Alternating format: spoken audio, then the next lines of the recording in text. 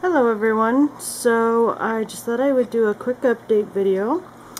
I got actually quite a bit done on my Nightmare Before Christmas. I actually got to do something other than black. Yeah, I'm gray and dark blue, which with the camera I can actually see it better. So I actually got quite a bit of this in here done last week. So I'm pretty happy with that. I was really hoping to finish this page off. I got this little section down up here done. There's a little bit in there, and I got some stitching on all these little indents, but I didn't quite get finished.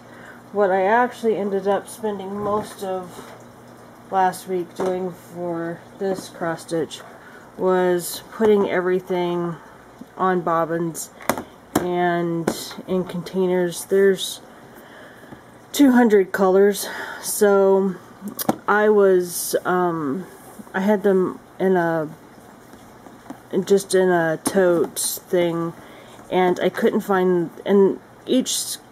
so I had like all the 800s together, all the 900s together, and that just wasn't working for me. It was taking forever to find a color when I needed it, so I took the time, used my husband's drill, and wound all my floss. So I got that done. I also started this. Yeah, I don't have it's the Cherished Teddies. It's just a little teddy bear, pink bonnet, and some sheep. And I started that while I was working on some computer issues. And then this week I will be working on Sweet Dreams, and I actually have gotten quite a bit done. I did a big section over here. I've done this over here. Basically, I think from here over I did that, and then I did most of this up here. And I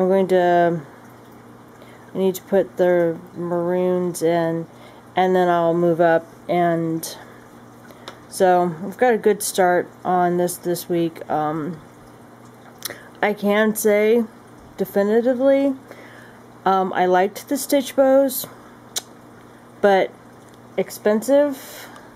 This was my first method of storing floss, and this is what I'm going back to. I have the floss bags for this cross stitch because that's how this was already kitted up, and I hate it. I absolutely hate it. I like the concept of the floss staying clean and you not having to worry about that, but it's a nightmare. I would rather have it in a tote, and I've seen some people online who have the smaller totes for the smaller cross stitches, and I think I'd like to find some of those and just kit things up that way. That's a nightmare. I'll still probably use my stitch bows for doing smaller projects, because I can put them in my travel bag, and I'll probably just mainly use it for my travel cross stitch.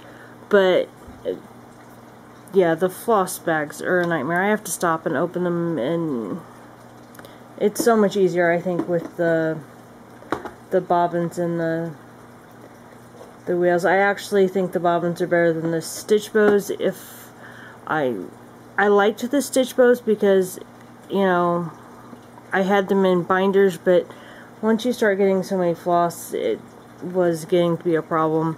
I had three binders, 3 2-inch binders full, and needed more.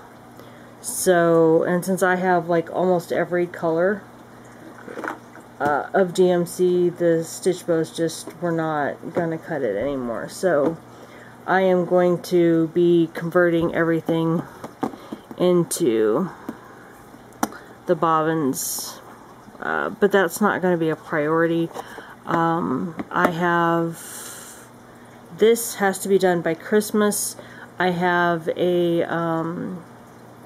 angel for my grandmother to do by Christmas, and this is with me going back to school in the fall. So, and my husband is working a night shift right now, so life is really weird, and cross-stitching is my sanity, but I've been doing quite a bit of it, really getting back into it and loving all the cross-stitch videos and all the pictures I'm seeing on the Facebook groups. It's just amazing.